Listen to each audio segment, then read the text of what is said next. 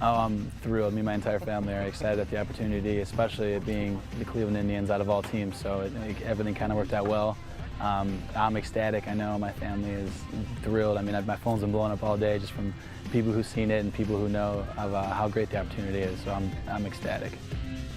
That's the local kid, the Tribe's 8th round draft pick, Alex Leviski from St. Anne's. We'll talk about him in a little bit. Welcome back to the show. We're joined now by Brad Grant, the Indians Director of Amateur Scouting. Brad, great to see you, and you've got to be happy with this draft you had. You're getting some kudos across the country early. Well, it's good to hear. Thank you.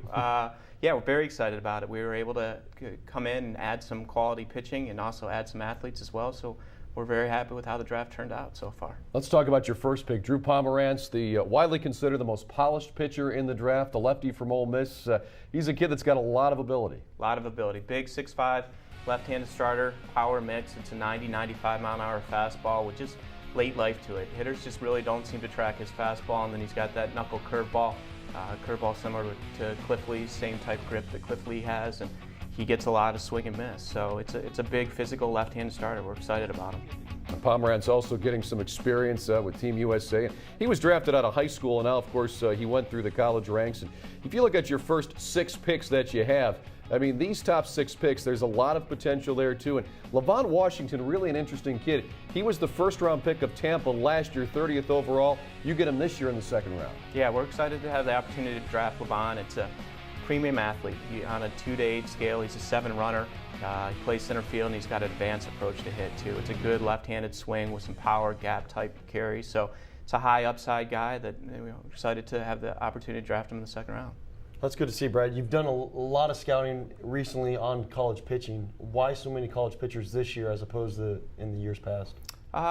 You know, that's just kind of the way the draft turned out, Jason. We came in kind of knowing that the depth of the draft class was high school pitching, but the way it unfolded, we walked out with 3 premium college arms. So we're happy with how it turned out. It wasn't something that was planned, but we came out with with Drew Pomerantz, with Kyle Blair, and with Cole Cook. It was a good get for us, especially where we got those guys. Yeah, yeah, some really good pitchers and some really good spots, like you said. Some folks might like to know where they would start, but that depends a lot on when these guys sign, right? Yeah, it will depend on when they sign. If they sign, early enough, we'll get them out to Mahoning Valley and then let the process take place. If the process goes out through the summer, we'll let it play out through the summer and then see where we are once we get them signed. And each guy will kind of dictate his own path. Every pitcher, every position player does it differently. It takes certain time. So we'll let the process play out and let them dictate their own path once they get out. You've signed Bruce Fields' son already early. Where do you think he projects? I know he'll probably start off in Mahoning Valley because he is a college player. But what do you look at, being a second baseman, middle infielder? Do you expect him to shoot through the ranks, or are you just going to let him play it out and let him do his thing? Yeah, we'll let Aaron get out. We're glad Bruce's son signed first, our hitting coordinator. Glad to have him out and get him going. We'll let him go to Mahoning Valley and let him just kind of, again, he'll dictate his own path as to how he moves, and how he does will dictate his own path. Let's talk a little bit about Alex Leviski, the catcher from St. Ed's. Sure. He's a kid that batted .450 this year. He caught Stetson Alley. A kid that's really mature and somebody he's got a nice, well-rounded game. Good hitter, pretty good player behind the plate as well. Yeah, Alex is fun. It's a very mature high school player, very athletic, very advanced for his age. He can, like you said, he had the chance to catch Stetson Alley and did it easy. The fun thing to watch about Alex is just he doesn't drop a ball when he's back there. He's able to throw too, has a solid average arm behind the plate, and he obviously has big power.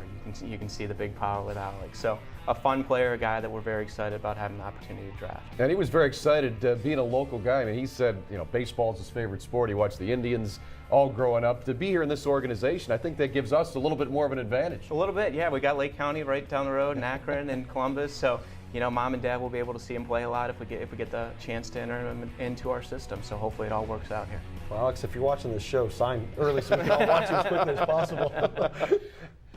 Well, the other thing, too, that you've been able to do, Brad, the last couple of years, you've been able to get a lot of, those high potential prospects into the system. If you look at the picks, especially the last few seasons, Lonnie Chisenhall in 2008, you take him as a shortstop, project him as a third baseman. That's going very well. You get Alex White last year from North Carolina, a really nice finished product there. And these two guys, especially as you look at all the picks from 2004, they've done a nice job moving up the system. Both White and Chisenhall are at AA Akron.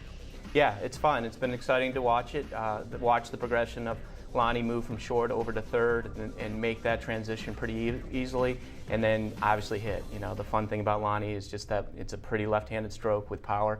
And then Alex has, you know, done exactly what we thought he'd do. We've got a power arm that's going out there and getting a lot of swing and miss, a lot of ground balls, and he's doing very well. He's holding his own at Akron right now. So we're excited about both of them, and hopefully we can keep on moving them up towards the big leagues. Yeah, I was going to say, it's not easy to find those front of the rotation potential guys either, is it? Like Pomerantz that you got this year, like Alex White. Yeah, it's hard to do. We were fortunate to get Alex with the 15th pick last year. We were very excited about having the opportunity to get him down there. This year with the 5th pick, we kind of had expectations of what we were going to get, who we were going to get, and Drew was one of those guys that we knew early on we wanted him. We saw him, you know, since high school. Last summer, Team USA was dominating there, and then over the course of the spring. So we were very happy when he was there at 5 this year. Well, Brad, thanks so much for stopping by here. We have to do it again, and great draft. This has been fun, and can't wait to see these guys develop. No problem. Happy to talk about it. Glad to be here. All right. Thanks, Brad Jason. Grant joining us here, the Director of Amateur Scouting for the Tribe. We'll take a break. When we come back, we'll talk about another draft pick from last year. Jason Kipnis is making the move up the system. He just got promoted from Class A Kinston to Double A Akron. We'll talk about that and more. Make sure you stay tuned to Indians Minor League Magazine.